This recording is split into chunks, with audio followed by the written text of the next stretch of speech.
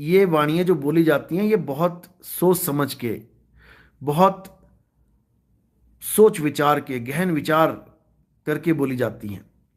अब साहिब कह रहे हैं कि जिस मरने से जग डरे मेरे मन आनंद, और मरने पर ही पाइए पूर्ण परमानंद। अब वो इसी वाणी में भेद समझा रहे हैं कि जब तक तुम देहधारी रहोगे तब तक तुम माया के भी साथ, क्योंकि माया भी साथ रहेगी ना, तो दोनों भावों में रहोगे। जैसे मैंने कोई नाव न जाने मेरा, ये सत्संग जो मैंने किया था उसमें देखो शुरू में क्या लिखा है उसमें, कि जब मैं तेरी वंदना करता हूं, तेरी पूजा करता हूं, तब सब ये जितने भी काम क्रोध लोभ तीन गुण हैं ये सब हथियार फेंक देते हैं मेरे सामने। और जैसे ही मैं तेरे नाम का सिमरन हल्का सा दूर करता हूं, यानी कि दुनिया में उलझता हूं, तेरी तरफ ध्यान मेरा कम होता है, ये फिर हावी हो जाते हैं मेरे ऊपर। ये नानक साहब की वाणी है। वो खुद गवाही दे रहे हैं कि जब तक काया है तब तक ये सब चलता रहता है, लेकिन इसका अंत कब हो जाता है? कबीर साहब गवाही देते हैं, जिस मरने से जग डरे मेरे मन आनंद, मरने पर ही पाइए पूर्ण परमानंद। यानी जब पूर्ण पूर्ण तरह से, यानी कि पूरी तरह से जब देह का त्याग हो जाएगा, अब दोबारा तुम्हारे पास दूसरी कोई ऑप्शन नहीं है, तुम्हारे पास दोबारा तुमने आना ही नहीं है। इस काया के साथ तुम्हारा कनेक्शन ही खत्म हो गया। अब वापस तुम किसी और अवस्था को प्राप्त नहीं होगे। अब तुम सीधे सुरत समाये शब्द में वाको काल ना खाए, तुम इस अवस्था में आ जाओगे। समझे? तो ये समझना पड़ेगा। ये वाणियां जो बोली जाती हैं ये तब समझ में आती हैं जब आप उस चीज तक पहुंच जाते हो। फिर आपको एक एक वाणी का पता लगने लग जाता है कि वहां पर केवल आनंद क्यों बोला और परमानंद क्यों बोला, क्या भेद है दोनों में। समझे? अरविंद सिंह तोमर, देह तो कब को छोड़ दिया। अच्छी बात है, देह की तरफ ध्यान रहना भी नहीं चाहिए। देह केवल और केवल इस दुनियादारी में समय बिताने के लिए, कि ठीक है अब देह धारण कर लिया भैया तो क्या करें, ठीक है जब तक नहीं छूटती है घसीटो इसको। घसीटना तो पड़ेगा, लेकिन केवल घसीटना ही है, ध्यान अपने मालिक में होना चाहिए।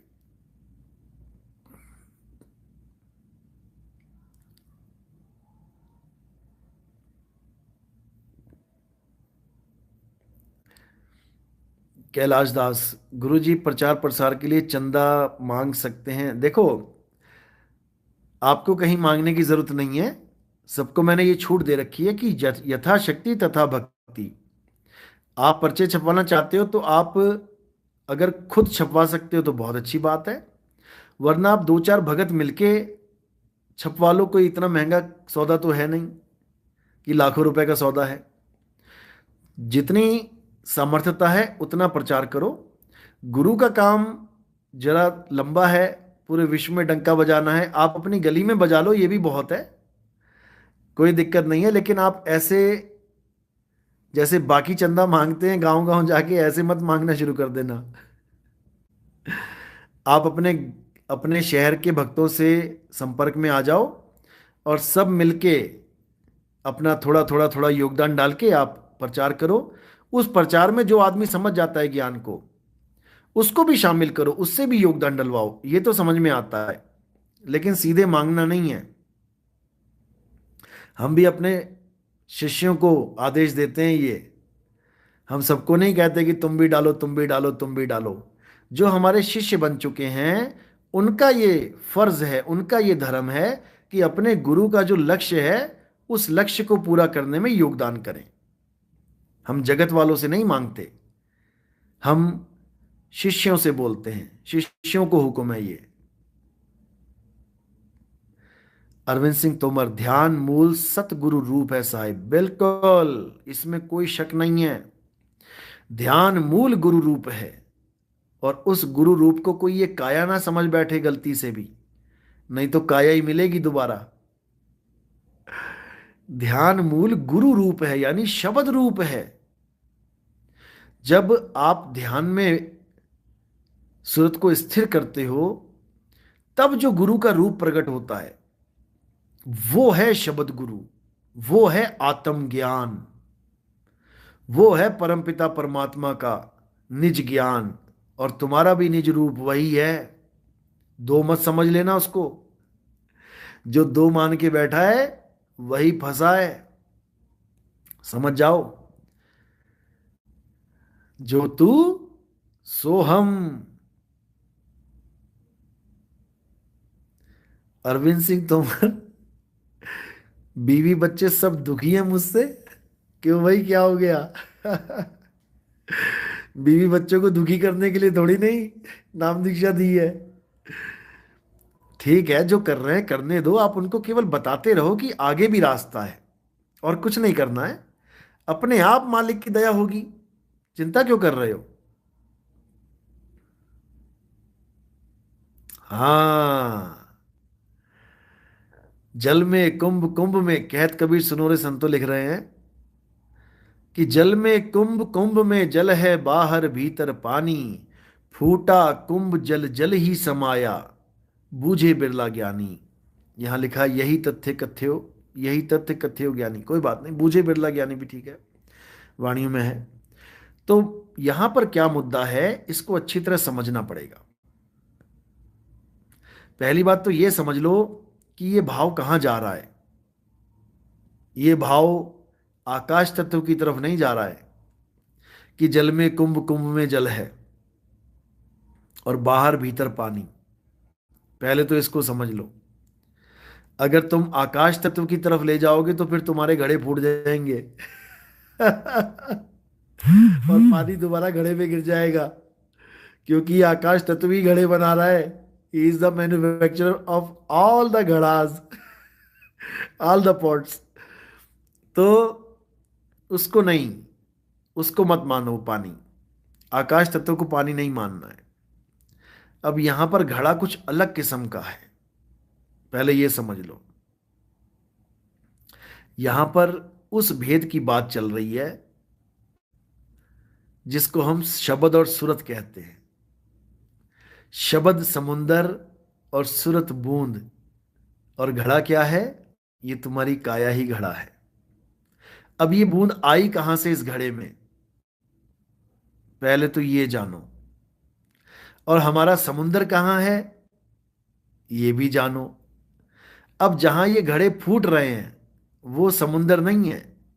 अगर वो समुंदर होते तो घड़ा फूटता, पानी पानी में मिल जाता, यानी किसी की भी बॉडी खत्म होती, उसका जो है जीव वो परमात्मा में मिल जाता, बात खत्म हो जाती।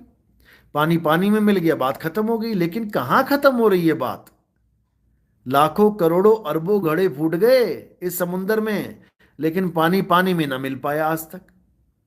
कारण क्या है? क्योंकि पानी वहां है ही नहीं जहां तुम सोच रहे हो। पानी कहां है? जहां तुम्हें समझाया गया है वहां है समुंदर। और बूंद कहां है? इस घड़े में बूंद है। अब ये बूंद और समुंदर को एक करना है, बस इतना समझ लो। तो वो कैसे होगी? वो चुंबक जब तक नहीं लगेगा, यानी जब तक समुद्र बूंद को नहीं खींच लेगा, ये तब तक एक नहीं हो पाएगी। इसलिए बोला है, लोह चुंबक की प्रीत ज्यों, लोह को लेत उठाए, ऐसा शब्द कबीर का, काल से लेत छुड़ाए।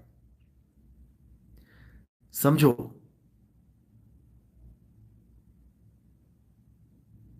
समझे? इसको अच्छी तरह समझना पड़ेगा।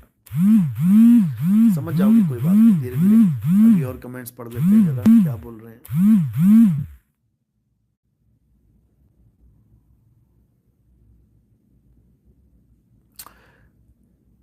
दुष्यंत, गुरुजी हमारे ऊपर तांत्रिक क्रिया है, बहुत परेशान है, कृपया मार्गदर्शन करें।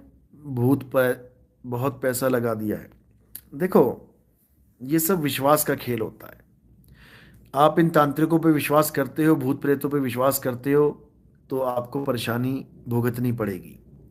क्योंकि तांत्रिक हो गए, मंत्र हो गए, भूत प्रेत हो गए, ये कहीं बाहर नहीं है, ये आपके मन में घुसे हुए हैं। ये डर आपके मन में है, और मन ही आपको डराता रहेगा, डराता रहेगा, डराता रहेगा, और आपकी हालत खराब करता रहेगा। इसलिए आप इन चीज़ों से दूर हो जाओ, बिल्कुल दूर हो जाओ। ठीक है, बिल्कुल मत मानो कोई कुछ नहीं बिगाड़ सकता। आत्म जो है उसकी ताकत को पहचानो, आत्म शक्ति को पहचानो, आत्मनिर्भर बनो, फिर देखो क्या होता है।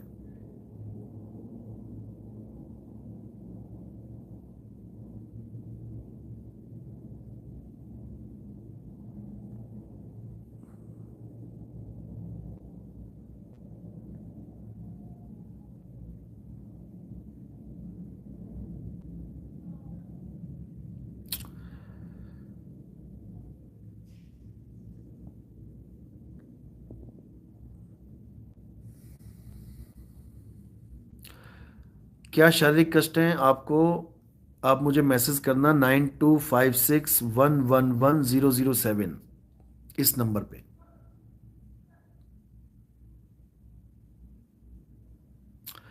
लिबरेशन ऑफ सोल, इतना गहरा ज्ञान कोई और दे ही नहीं सकता। आप दया के सागर हो, देने वाला मालिक है, हम केवल निमित्त हैं, हम केवल एक माध्यम हैं। और आपको बता दूं, आजकल ऐसे ऐसे निकम्मे आ गए हैं यूट्यूब पे, जो ये कहते हैं कि मन कभी मर नहीं सकता, मन अमर है। अब इन मूर्खों को मैं क्या बोलूं? और कहने लगे हैं कि मन काल नहीं है, मन की कल्पना काल है।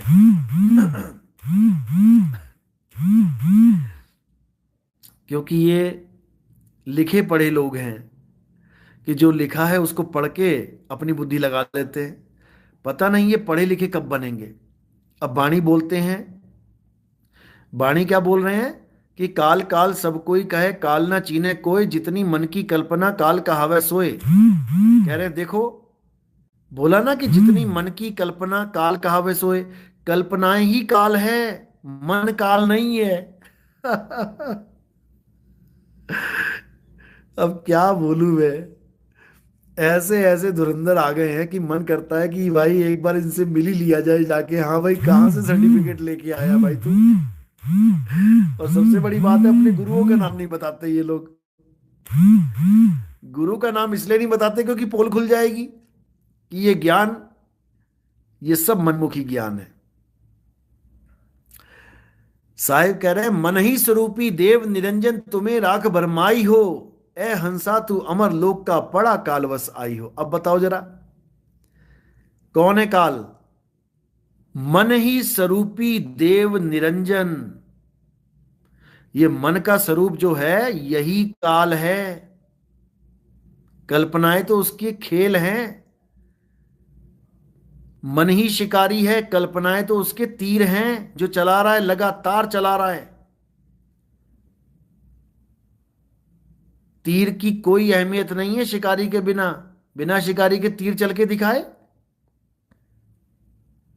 शिकारी से दोस्ती कर बैठे और तीर से बच रहे हो? अरे वो शिकारी है, वो तेरे तीर ही मारेगा। ऐसा मूर्ख इंसान है आजकल। यूट्यूब चैनल बना के बैठ गया, छोटा सा बच्चा ही है अभी तो खैर। लेकिन वही बात है ना कि खुद तो बच्चा है, लोगों को तो मत बच्चा बनाना भाई। ज्ञान नहीं है तो ठीक है, कोई ज्ञान अर्जित कर किसी गुरु के पास जाके, बताओ। ऐसा ज्ञान उल्टा पुल्टा खिचड़ी ज्ञान पका रहे हैं लोग, बस पैसे कमाने के चक्कर में। एक चैनल बन गया, 1-2 हजार बंदे जुड़ गए, अब दूसरा चैनल बना लिया। इसको भी देखो जी, इसको भी। क्यों भैया, पुराने वाले चैनल पे आवाज आनी बंद हो गई क्या? उस पे क्या तेरे सत्संग सुनाई नहीं देंगे? जो नया चैनल एक और बना लिया। सब माया का खेल, सब पैसे कमाने में लगे हैं। मैं यकीन के साथ कह रहा हूं कि अगर YouTube पैसे देना बंद कर दे आध्यात्मिक चैनल वालों को, 99% दुड़की हो जाएंगे यहां से, रोटी पानी कमा के खाएंगे। इनको पता है कि कहीं ना कहीं से उठा के किसी की वीडियो देख के, कोई भी ज्ञान उठा के चोरी करके डाल दो, देखने से मतलब है। कोई देख के गाली भी देगा तब भी पैसे मिलेंगे उसके। इतनी बुरी हालत है इन लोगों की। ब्रह्मरंध्र पे ज्ञान बता रहे हैं, एबीसीडी नहीं पता ब्रह्मरंध्र की क्या होता है। बस एक एक की वीडियो देख ली दूसरे ने, दूसरे की वीडियो देख ली तीसरे ने, और बन गए सारे ज्ञानी। हमें पता है ब्रह्मरंध्र क्या है, क्या क्या है ब्रह्मरंध्र, कभी गए हो वहां पे? तुम सपने में भी नहीं सोच सकते कि ब्रह्मरंध्र खुलता है तो क्या होता है। बस पैसे कमा लो यूट्यूब से जितने कमाने हैं। आप चिंता मत करो, जड़ें सबकी हिला देंगे, चिंता मत करो। समय आने दो, समय पे होता है सब कुछ। और सबसे बड़ी बात है, हमें लोगों की इज्जत भी बचानी है। हमें लोगों की इज्जत की भी परवाह है। अपने कलेस में लोगों की इज्जत की धज्जियां थोड़ी नहीं उड़वानी है। आप चिंता मत करो, सबको मालिक अकल देगा। आप चिंता मत करो पूरनदास जी, बिल्कुल चिंता मत करो।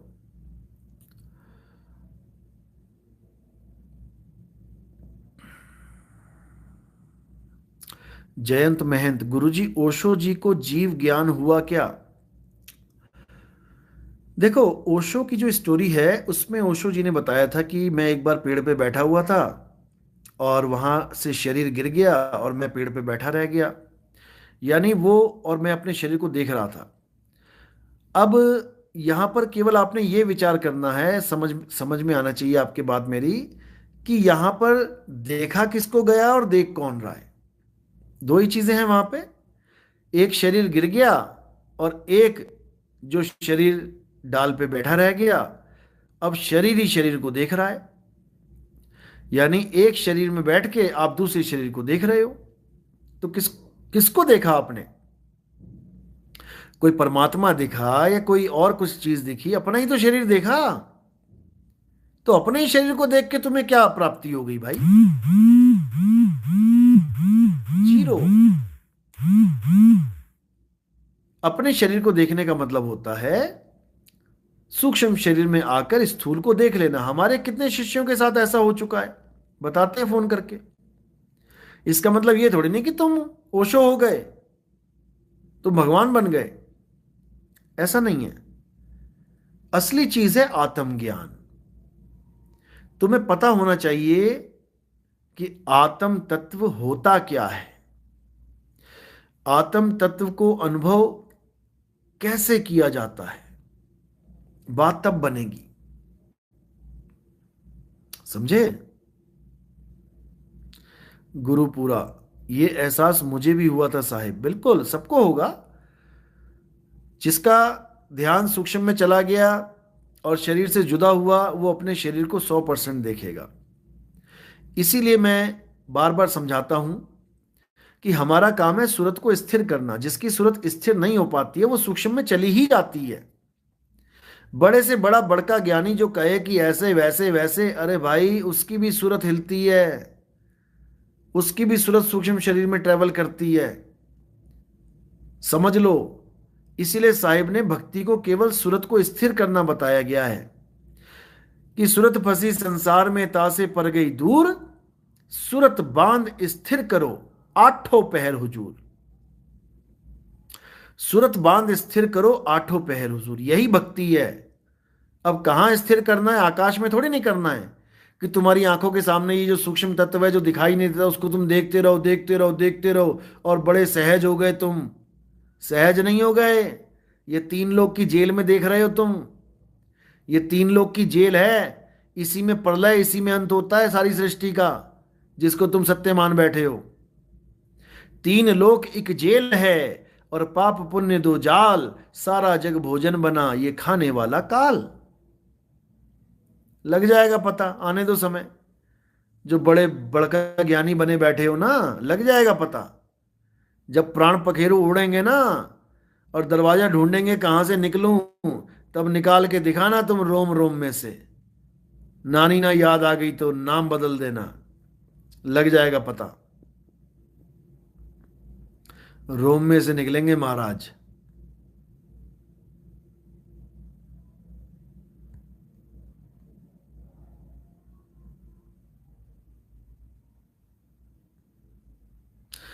बात है ओशो के ज्ञान की, तो ओशो का ज्ञान बाकी बहुत से गुरुओं से और उस जमाने में तो सबसे टॉप का ज्ञान था। देखो, मैं फिर समझा रहा हूं आपको कि अगर आप 100 तक नहीं पहुंच पाए और 99 तक भी पहुंच गए, तब भी आपका नुकसान नहीं हुआ, आपका फायदा हुआ है। ओशो ने लोगों को 99 तक पहुंचाया है, 99 तक लाके खड़ा कर दिया। छोटी मोटी हस्ती नहीं है वो,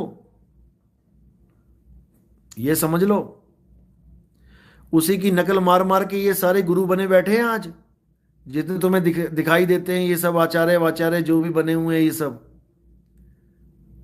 कोई सदगुरु बना बैठा है, कोई फलाना ठिकाना बना बैठा है, ये सब ओशो के ही हैं चेले चपाड़े। ओशो के नाम की रोटियां सेक रहे हैं ये। बड़े से बड़ा ज्ञानी, यहां तक कि मस्कीन जी को अच्छी तरह जानने वाले लोग, उनके इंटरव्यू पड़े हुए हैं यूट्यूब पे। वो तक ये बताते हैं कि मस्कीन जी भी अपने बैग में ओशो की किताबें लेके रखते थे, समय मिलते ही पढ़ते थे उसको। इंटरव्यू पड़े हुए हैं उन लोगों के जो मस्कीन जी के बिल्कुल साथ रहे हैं, अच्छी तरह जो उनके साथ रहे हैं, उनको अच्छी तरह जानते हैं। वो ओशो के भी चेले हैं। सारा कुछ उसमें यूट्यूब पे पड़ा हुआ है, आप देखो तो सही। ओशो के नाम पर ही ये सारे रोटी सेक रहे हैं अपनी। बड़ी बड़ी फर्में बना ली हैं इन लोगों ने, हजारों लाखों रुपए का माल बेच रहे हैं। जाके देखो, साइटें भरी पड़ी हैं। शैम्पू से लेके बिस्कुट तक सब बेच रहे हैं ये। खाओ लगाओ। तो भाई, ओशो कोई छोटी मोटी चीज नहीं है। ओशो अपने युग का भगवान है, लेकिन पूर्ण ज्ञान नहीं था। 99 तक उसने कोई कमी भी नहीं छोड़ी। 1.5 लाख किताबें पढ़ के बैठा है, कहां छोड़ेगा कमी। तुम जैसे एक किताब पढ़ लेते हैं तो ज्ञानी बन जाते हैं, वो 1.5 लाख किताबें पढ़ के बैठा है। कौन करेगा उसका मुकाबला। हमारे पास बहुत से ओशो के भगत आए हैं, नाम दीक्षा ली है उन्होंने और बहुत संतुष्ट है, भक्ति कर रहे हैं। 50-50 साल जो ओशो के साथ रहे वो आके नाम दीक्षा ले गए हैं। तो ओशो कोई गलत नहीं है, लोगों ने उसको गलत बना डाला क्योंकि उसके सिद्धांत थोड़े से अलग थे बाकियों से। वो खुल के बात करता था। वो कहता था कि डॉक्टर के पास अगर तुम जा रहे हो किसी बीमारी को ठीक करवाने और तुम उसी बीमारी को छुपाओगे तो कैसे ठीक होगी। सबसे बड़ी बीमारी क्या है? काम वासना। और वो खुल के बोलता था काम वासना पे। वो कहता था पहले काम वासना को अच्छी तरह देख ही लो ना, पहले काम वासना में घुस जाओ एक बार अच्छी तरह, निचोड़ निकाल लो इसका कि क्या है लास्ट में, उसके बाद तुम इससे छुटकारा पाओ। अब उसी में लोगों ने कह दिया कि ये फलाना, ये जी, ये तो ऐसा गुरु है वैसा गुरु है। अरे तुम्हारी कमजोरी को तुम्हारी महानता बनाना चाहता था वो, लेकिन तुम्हें वो भी हजम ना हुई तो क्या कर लिया। बड़े बड़े बाबे आज जा रहे हैं जेलों में। ओशो ने इसी काम को खत्म करने के लिए कुछ फार्मूले दिए थे, लेकिन लोग उसको सही से समझ नहीं पाए। और उन फार्मूले में भी थोड़ी सी कमी थी, थोड़ी सी कमी, जिसकी वजह से, क्योंकि थोड़ी सी कमी ही आगे जाके नासूर बन जाती, जिसकी वजह से बहुत से जीव पथभ्रष्ट हो गए। वो कमी क्या है, वो कभी पूरा मौका मिलेगा तो बताएंगे, अच्छी तरह समझाएंगे कि कहाँ पे कमी रह गई थी। लेकिन बाकी कुल मिला के 99% ओशो का ज्ञान बाकियों से बहुत मच बेटर था।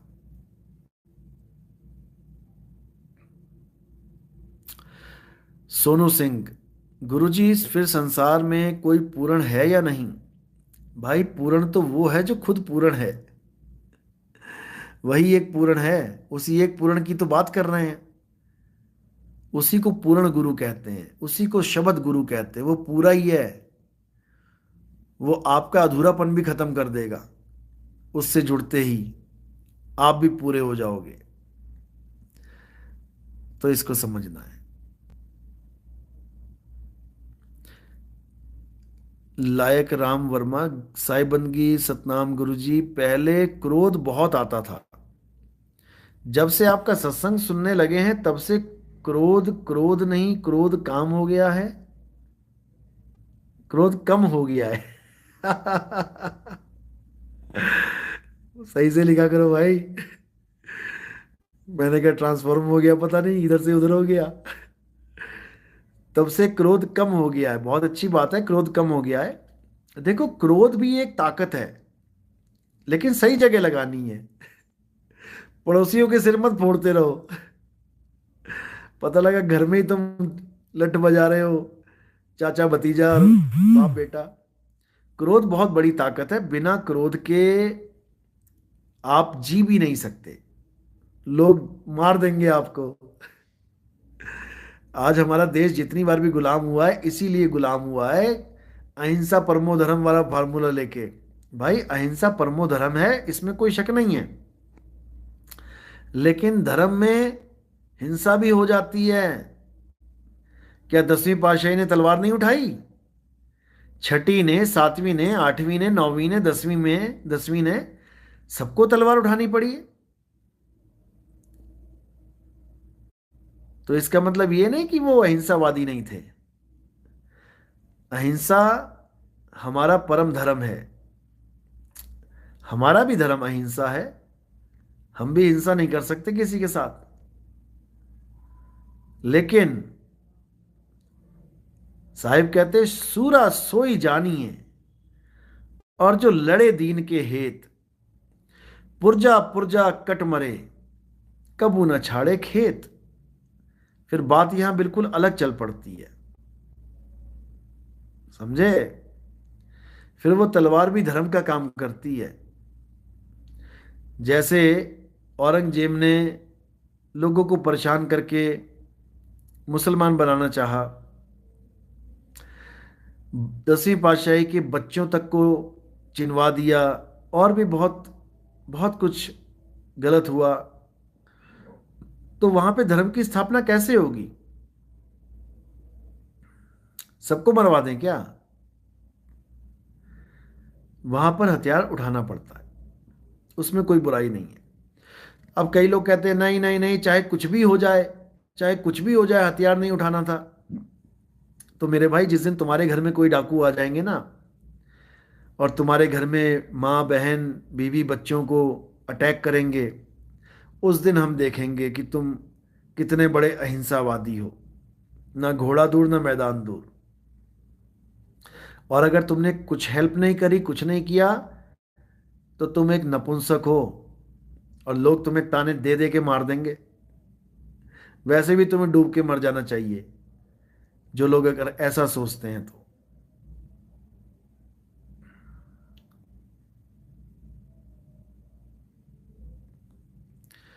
राहुल, एक सत्संगी का जीवन कैसा होना चाहिए इस संसार में, फैमिली और समाज के प्रति? देखो, सत्यवादी रहो, पहले तो सत्य के साथ रहो। सत्यवादी हो जाओगे ना, अपने आप सबको समझ में आ जाएगा, परिवार के साथ कैसे रहना है, समाज के साथ कैसे रहना है, सब समझ में आ जाएगा। पहले खुद सत्य को जान लो, उसके बाद खुद ही तुम्हारे अंदर बदलाव आ जाएंगे। उसकी चिंता नहीं करनी है। सबसे प्रेम करना है, सबके दुखों को अपना दुख समझो, किसी के साथ छल मत करो, धोखा मत दो किसी को। क्योंकि छल तुम्हें लगता है कि मैंने किसी और के साथ कर लिया है, लेकिन छल वो तुम अपने साथ कर बैठे हो। ये प्रकृति है मेरे भाई, जो प्रकृति को दोगे वही मिलेगा वापस।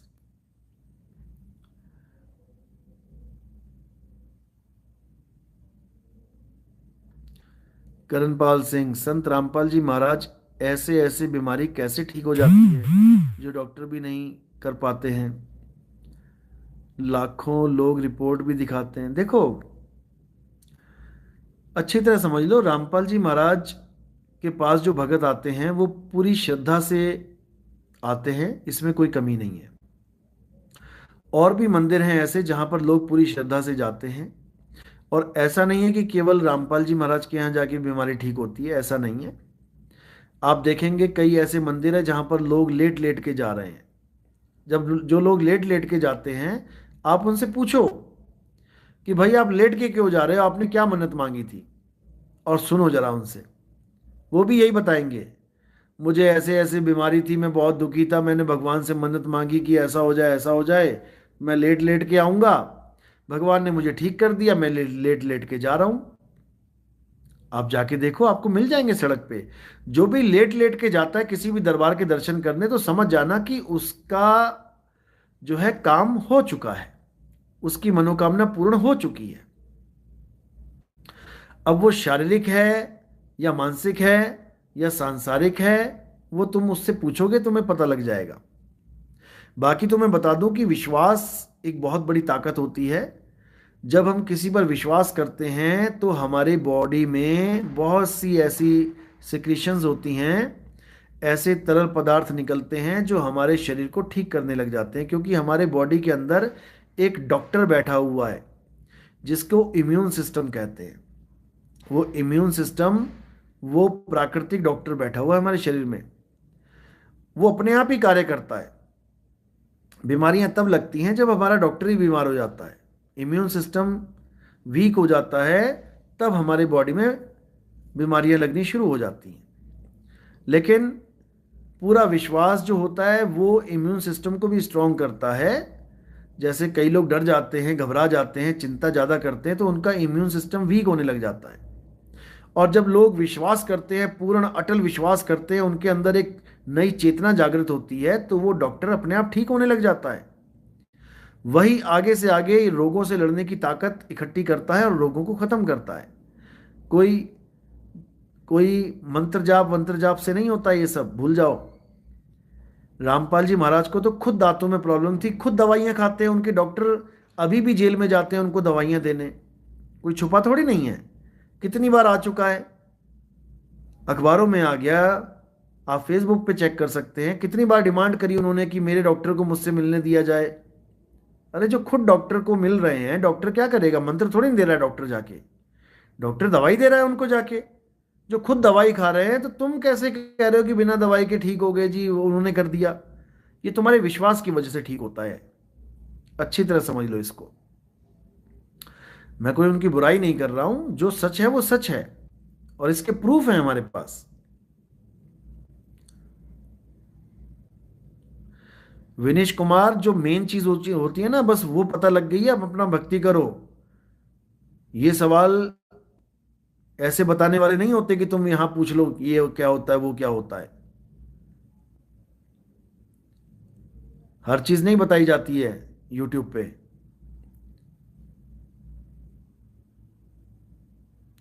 Liberation of soul, wow, very well said. Meena Kashyap, Sahib Bandagi Satnam गुरुजी, आपके चरणों में कोटि कोटि प्रणाम, आशीर्वाद सतनाम साहिब बंदगी।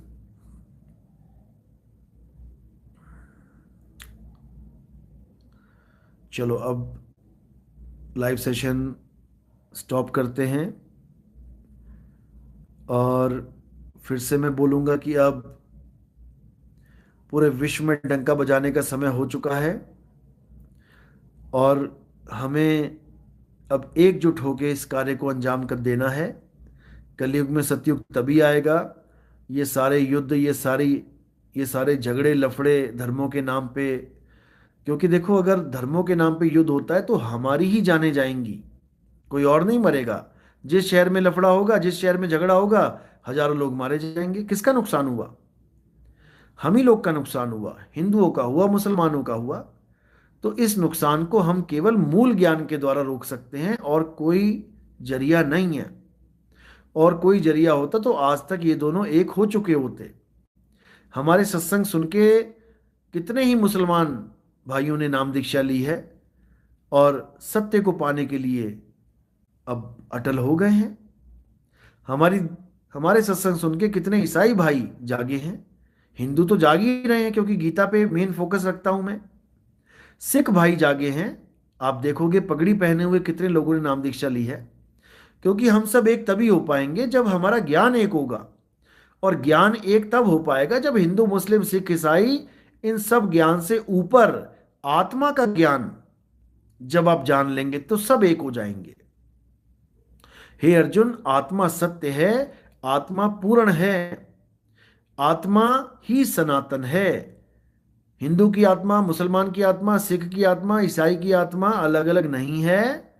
सब जीवों का एक आत्मदेव है। उस एक आत्मदेव को जाने तो सब जीवों का कल्याण हो जाएगा। सब मेरे मालिक के बच्चे हैं, सब अल्लाह वाहेगुरु गॉड राम के बच्चे हैं। कोई बैरी नहीं है, कोई दुश्मन नहीं है। केवल मन ने हमें एक दूसरे का दुश्मन बना रखा है। इसीलिए बोला है मन जीते जग जीत। इस मन को जीत लो, अज्ञान को खत्म कर दो, सारा विश्व तुम्हारा भाई है भाई। सब तुम्हारे भाई हैं। एक भी ऐसा नहीं है जो तुम्हारे अल्लाह के, तुम्हारे वाहिगुरु के, तुम्हारे राम का बच्चा नहीं है। किसको तुम मारोगे बताओ? किसको?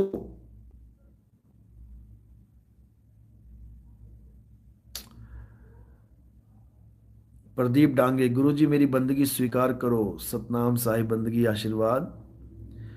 गणेश, सतनाम किस देव का नाम है गुरुजी? सतनाम नाम है आत्मदेव का। हे अर्जुन, आत्मा ही सत्य है, आत्मा ही सत्य है। तो सतनाम कौन है? आत्मदेव ही सतनाम है। सत्य नाम कोई नाम नहीं, ये कोई नाम नहीं है। एक भगत मैसेज कर रहा था कि सतनाम भी तो खत्म हो जाता है। जैसे आपने कहा कि राम, तो राम पे राम का नाम खत्म हो गया, दोबारा से रा स्टार्ट करना पड़ेगा। या कबीर, रा पे खत्म हो गया। वाहे गुरु, रा पे खत्म हो गया। तो ऐसे ही सतनाम भी तो मां पे खत्म हो जाता है। बिल्कुल हो जाता है। लेकिन सतनाम कोई जाप नहीं है जो तुम जपो सतनाम सतनाम सतनाम, ये नहीं करना है। सतनाम को जानो कि सतनाम है क्या। सतनाम क्या है? सत्य नाम कोई नाम नहीं कि तुम इसे जपोगे, छोड़ो। सत्य नाम कोई नाम नहीं, ये है आपन रूप। यानी ये तुम्हारा रूप है। अब तुम्हारा रूप क्या है? ये शरीर तुम्हारा रूप नहीं है, ये तो नकली माल है। तुम्हारा असली रूप है आत्मा। सत्य नाम कोई नाम नहीं, ये है आपन रूप। और जो जाने इस भेद को, पावे आप स्वरूप। समझे? ये तुम्हारा स्वरूप है। हिंदू अपने स्वरूप को प्राप्त करे, मुसलमान अपने स्वरूप को प्राप्त करे, सिख भाई अपने स्वरूप को प्राप्त करे, ईसाई भाई अपने स्वरूप को प्राप्त करे। अपने स्वरूप को प्राप्त करना ही मुक्ति है। और ये सारे नाम, ये सारे मंदिर मस्जिद गुरुद्वारे मूर्ति पूजा, ये सब 3 गुणों में आ जाती है। कबीर साहब समझा रहे हैं 3 गुणों की भक्ति में अरे भूल पड़ा संसार। कहे कबीर निज नाम बिन कैसे लागे पार। निज नाम, तुम्हारा नाम क्या है? अल्लाह अल्लाह, वाहिगुरु वाहिगुरु, गॉड गॉड, कबीर कबीर, राम राम। ये तो 52 अक्षरी नाम है। 52 अक्षर बने इस संसार में तो ये नाम बन गए। अक्षर अक्षर ना बने होते तो क्या नाम रखते? अक्षर ना होते तब भी एक चीज है जो सदा रहती और रहेगी, वो है आत्मा। उस आत्मा को ही सत्य कहते हैं। 52 अक्षरी बोलने वाले नाम असत्य नाम, कृत्रिम नाम कहलाते हैं, और आत्मा सतनाम कहलाता है। इसीलिए बोला है सतनाम वाहे गुरु। वाह मेरे गुरु, जो तुमने मुझे सतनाम यानी आत्मा का ज्ञान दे दिया। इसीलिए गुरु ग्रंथ साहब में बोला गया है आत्म देव पूजिए गुरु के सहज सुभाए। कि अगर इस दुनिया में कोई पूजनीय है तो आत्म देव पूजनीय है। हिंदू भी आत्मदेव की पूजा करे, मुसलमान भी आत्मदेव की पूजा करे, सिख भी आत्मदेव की पूजा करे, ईसाई भी आत्मदेव की पूजा करे, और चारों भाई एक हो जाएं, और कुछ नहीं करना है। ये सारे झगड़े, ये सारे लफड़े सब खत्म। और इसी को कुरान में जिक्र बोला गया है, जिक्र, यानी उस अल्लाह को सदा याद रखना, नाम नहीं जपना। क्योंकि नाम तो कभी कभी जप पाओगे, बीच में भूल जाओगे, नहीं जप पाए, या 5 टाइम की नमाज पढ़ी, बीच में नमाज छूट गई। लेकिन जो जिक्र है, जो याद है, वो याद सदा बनी रहेगी, पल पल। कैसे? जैसे पनिहारिन घड़ा सिर पे रख ले और 24 घंटा चले, तो 24 घंटा उसको घड़े की याद बनी रहेगी। 24 घंटा उसको एक बार भी नहीं बोलना पड़ेगा 24 घंटे में कि घड़ा घड़ा घड़ा, एक बार भी नहीं बोलना पड़ेगा। घड़ा सिर पे रखा है, 24 घंटे याद बनी रहेगी। समझे? ऐसे अल्लाह को याद रखना है, ऐसे मौला को याद रखना है, ऐसे राम को याद रखना है, ऐसे कृष्ण को याद रखना है, ऐसे वाहेगुरु को, भगवान को याद रखना है। बस इतनी सी बात है और कुछ नहीं है। बाकी सब झगड़े अक्षरों के हैं, जुबान के झगड़े हैं, 52 अक्षर के झगड़े हैं। अरे 52 के जंजाल में फंस गया ये संसार, और सिमरन 52 का करे, कैसे लागे पार। समझे? अच्छी तरह समझ लो इसको। चलो, तो आज का सत्संग, आज का शंका समाधान यहीं समाप्त करते हैं। और परमात्मा की अपार कृपा सब पर बरसती रहे, मेरे मालिक की दया सब पे होती रहे, सबको उनके आत्म स्वरूप का ज्ञान हो, बोध हो। चाहे कोई मेरा विरोधी है, चाहे कोई मेरा मित्र है, जो लगता है तुम्हें, वैसे मेरा कोई विरोधी नहीं, मेरा कोई मित्र नहीं। लेकिन जो रोल निभा रहे हैं विरोधियों के और मित्र बनने के, इन दोनों को मुक्ति प्राप्त हो, इन दोनों को परमात्मा का दीदार हो, इन दोनों को सत्य नाम का बोध हो। मैं मालिक से यही अरदास करता हूँ। और सब मेरे भाई इसी जन्म में उस परम तत्व को प्राप्त करें, बस।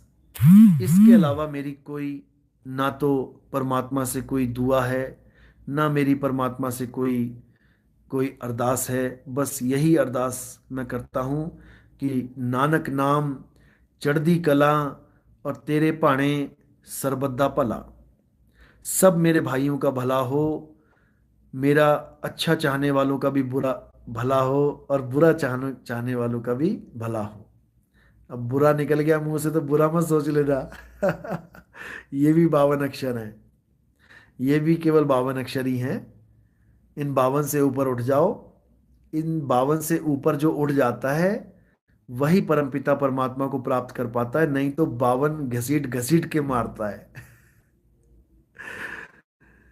तो फिर वही बात करूंगा कि 52 अक्षर जीव आधारा, आदि अक्षर जीभ्या से न्यारा, वाही को सत सिमरन कहिए, सिमर सिमर नर उतरो पारा। 52 अक्षर लोक त्रय, सब कुछ इन्हीं माही, और ये अक्षर खिर जाएंगे, वो अक्षर इनमें नाही। 52 अक्षर बहुत खतरनाक हैं, इनको अच्छी तरह समझ लो। 52 अक्षर जोरे आन, सक्या न अक्षर एक पहचान। सत का शब्द कबीरा कहे, पंडित होए सो अनपढ़ रहे। पंडित जन को यो व्यवहार, और ज्ञानवंत को तत्व विचार। और कहें कबीर जाके जीव जैसी बुद्धि हुई, और कहें कबीर जानेगा सोई। तो साहिब समझा रहे हैं कि 52 अक्षर को समझ लो। 52 अक्षरों को जो जोड़ के ये सारे धर्म बन गए, ये सारे ग्रंथ बन गए, ये सारी जात पात बन गई, ये सब कुछ बन गया इन 52 अक्षरों से बना भी है। और इन्हीं 52 अक्षरों की वजह से ये सब बिगड़ भी जाता है। मेरा राम बड़ा, मेरा अल्लाह बड़ा, क्या है? 52 अक्षर हैं। अब लड़ो मरो कटो, सब खत्म भी इन 52 अक्षरों की वजह से हो जाता है।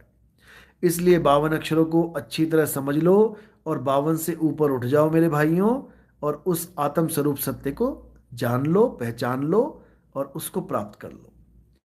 इसी के साथ मैं विदा चाहता हूँ। और फिर मैं बताना चाहूँगा कि ये जो सेवा है ये हमारे भक्तों के लिए है। कोई ये ना सोचे कि गली गली में नितिन दास मांग रहा है, बिल्कुल नहीं। हम अपने भक्तों को ये आदेश दे रहे हैं, अपने शिष्यों को आदेश दे रहे हैं कि सबसे बड़ा इस दुनिया में अगर कोई हमारा कर्तव्य है तो यही है कि सतगुरु की सेवा सफल है जो को करे चित लाए। मालिक के जीवों को मुक्ति का रास्ता बताना ही सबसे बड़ी सेवा है। इससे बड़ी सेवा इस दुनिया में कोई नहीं है, इससे बड़ा लंगर इस दुनिया में कोई नहीं है, इससे बड़ा दान पुण्य इस दुनिया में कोई नहीं है। इसलिए पूरा योगदान दें और इस मुहिम को, इस आंदोलन को सफल बनाएं। और सोने की कलम से आपका भी नाम लिखेगा, इसमें कोई शक नहीं है। इसका मतलब ये नहीं है कि नाम बढ़ाई की बात कर रहा हूं। सोने की कलम से नाम लिखने का मतलब होता है कि आपकी मुक्ति हो जाना। समझे? चलो, तो आज का सत्संग यही समाप्त करते हैं। साहिब बंदगी सतनाम। जय बंदी छोड़ सतगुरु सत्य कबीर साहिब की सदा ही जय हो। साहिब बंदगी सतनाम।